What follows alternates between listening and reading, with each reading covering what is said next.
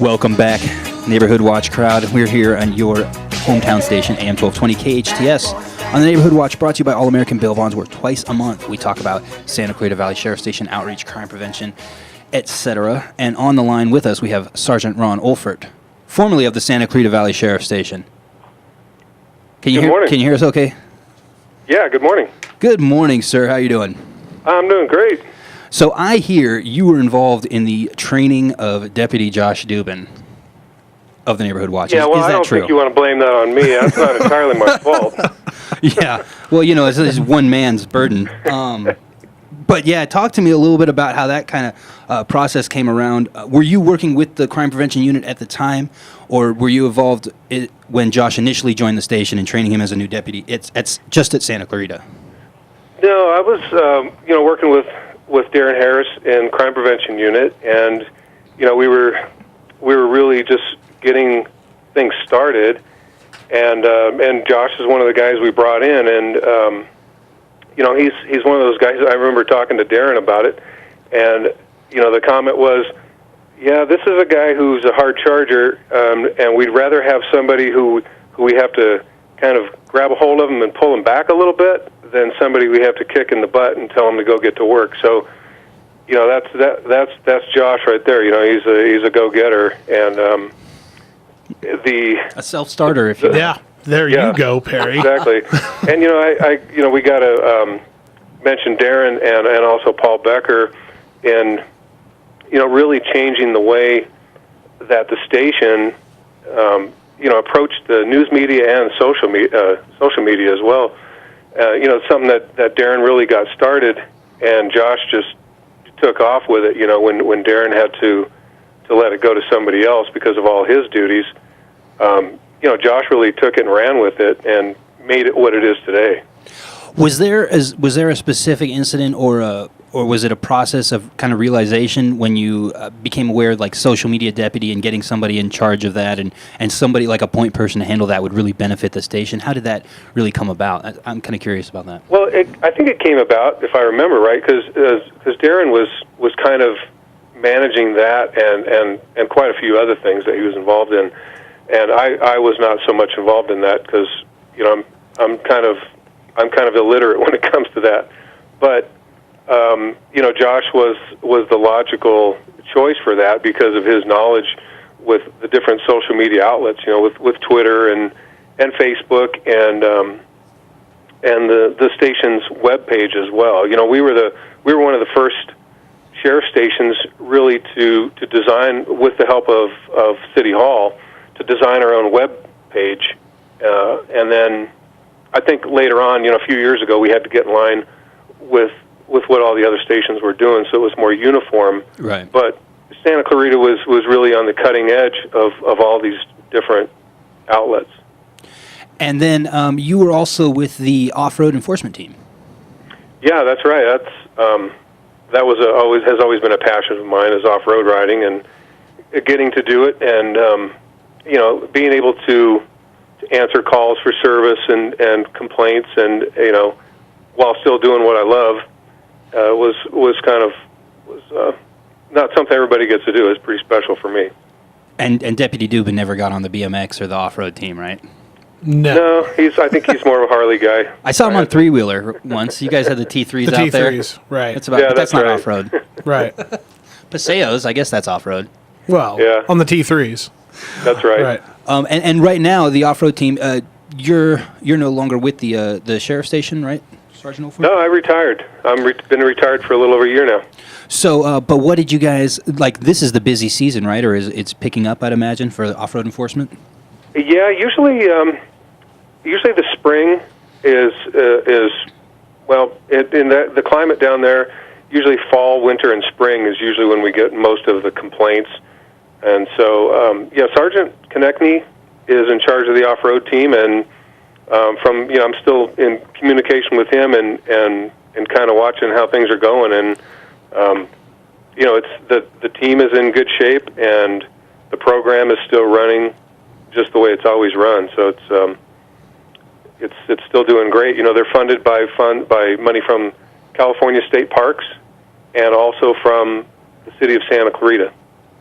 Did you notice how he said down there? He's down there. Where are you at, Sergeant Olford? Down there. I live in the Lake Tahoe area. Oh, nice. Well, now you're doing plenty of off-roading, I'm sure. Yeah, I'm mostly doing mountain biking and hiking and skiing, that kind of thing. Can you please give us one good Josh Dubin story from your time working together at the Santa Clarita Valley Sheriff's Station? Oh. And I'll remind you we're a community radio station. I did want to tell him congratulations, and from the standpoint of a former supervisor, it's I appreciate the work that he put into it, the dedication. He was one of those guys that it didn't matter what time of day or night. If something was going on, he would roll out. He would roll to a fire in Castaic or a missing person or whatever it was, some major event. It didn't matter day or night, and he would even answer the phone when he was on vacation. But gosh knows, anyway, yeah. from a supervisor standpoint, it was a pleasure having him in the office and doing what he was doing. Also, I'm sure it took a little pressure off knowing if you were dealing with a breaking situation and handling assignments and all that there was somebody to talk to the media directly. To Absolutely. Kind of take that off the the relationships that he developed, obviously with your organization and with, like, for example, Channel 11, Channel 7 in Los Angeles, and even some national news outlets. The relationships that he developed, were critical. And there was quite a few incidents, where he was bringing in people to cover stories that ended up helping us quite a bit. So that kind of stuff's invaluable. You can't. That's not something that you teach somebody. That's just something that he has that he utilized. Sergeant Olford, we have to take a quick commercial break, but we'll be right back. If I could get you to hang on for one more segment, want to ask you a couple more questions? Awesome. Sure. Thank you. We'll be right back on your Neighborhood Watch, brought to you by All American Bail Bonds on your hometown station. Welcome back, Santa Clarita Valley. We're here on your Neighborhood Watch, where twice a month we talk about Santa Clarita Valley Sheriff's Station outreach. In the studio with me is Deputy Josh Dubin and Deputy Kevin Duxbury, and on the line we have Sergeant Ron Wolfert, formerly of the Santa Clarita Valley Sheriff's Station. And sir, you were just talking to us about, well, let me first back it up a little bit to explain Kyle's musical choices there. Just so you know, Ron, see, he thinks that isn't our... I was listening to that on the break. And Did it get you a little misty-eyed, Ron? That's okay. That and it's okay to admit. About The Bachelor, so... Yeah. Oh, so see, he heard that. We were not talking about the Bachelor, Sergeant Olfert. Uh-huh. Deputy Josh Dubin used some personal information against me on air live, and we'll talk about how we're going to retaliate for that later. Okay. Anyway, so that was because it's Josh's last show. Wanted to play a little musical homage to him, and just wanted to explain that to you so you didn't. Normally, we're Bad Boys, Inner Circle, great song. We might change that. We might change the theme music. But today we're Sarah McLachlan and Whitney Houston and Aerosmith. And It's all from your MP3 player, bro. I don't know why you're Why did acting Kyle steal my phone? like I've never heard this song. But yeah, Sergeant Olford, I want to ask you about how it helps to have a deputy like that on the scene, and maybe an example of like when you were dealing with a situation and it was helpful to have, a Santa Clarita Valley Sheriff's Station deputy who was contacting the media and working outreach. I mean, does any incidents like that stand out from your time with the station where you had to handle the media response? The one incident that really stands out, I know there's many, but the one is where there was a man, I think I won't say his last name because I'll probably get it wrong.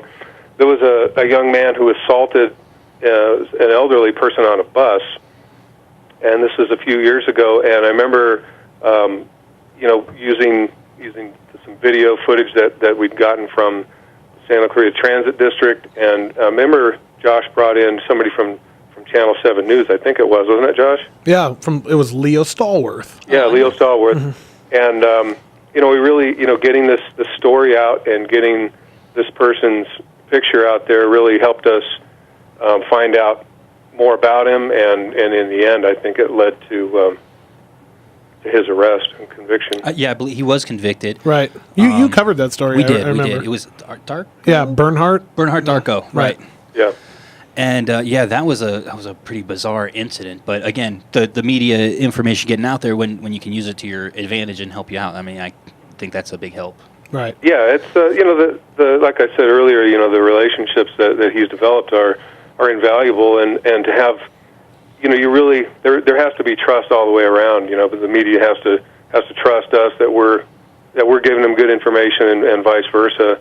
And when that occurs, it's great for the community. The community is really informed, and you can go on Twitter and find out what's going on at our station, the stuff that KHTS is putting out, cities Santa Clarita, all these different agencies are putting out some good information. And then the downside is when you have national media outlets that are putting out things that are not factual, things that are politically based, and where they have their own agenda.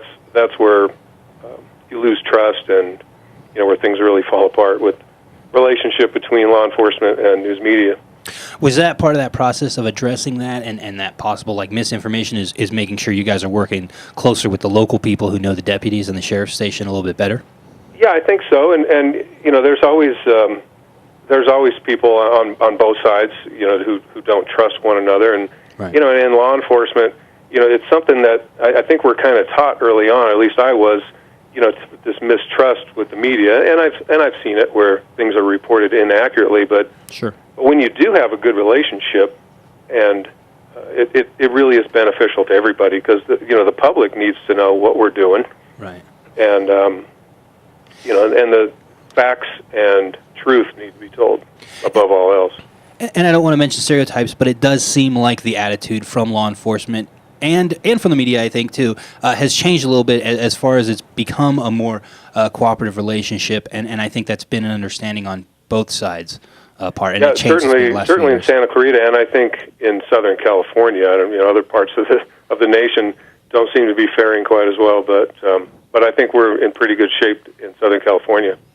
And knowing what you know and working with deputies, what was some of the advice that you gave to Deputy Josh Dubin when he was starting out and undertaking this this operation, this new responsibility? Well, I think what we tried to, the way we try to direct him is to form good relationships, to obviously working, especially when you're working with active cases, basically making sure that the information that we release is something that's cleared with Detective Bureau, and Josh really had to jump through a lot of hoops sometimes, clearing things with detectives, sometimes clearing things with supervisors down at sheriff's headquarters, and and you never really know when you're going to run into a snag. It could excuse me, things can go well all the way up the chain of command, and all of a sudden you find somebody who says, no, don't talk about that, or we can't talk about that yet, those kind of things. So and all the while you have a media who's sitting there bugging you, calling you on the phone, needing that information because people are asking for it. Yeah, so Josh, he not only had to deal with me and Lieutenant Harris and Captain Becker, but then other captains and commanders and chiefs and all the way up the chain of command in the sheriff's department. So, and sometimes City Hall too. So, there was a lot of things to consider. Right. And overall, the most important thing that he told me was just don't mess up. Yeah, and don't trust gingers. Right? Yeah, basically that. Yeah, just don't make a mistake. Yeah, just don't mess up. That's good advice. Good advice, Sergeant Olford. Well, thank you for coming on and talking to us. I really appreciate it. We have to take a quick commercial break. I'll let you go back to enjoying Thank you for calling Lake in. Tahoe. Thank you for calling in, my pleasure. Captain. Congrats, Josh. Thank you very much. I appreciate you calling in. Thank you.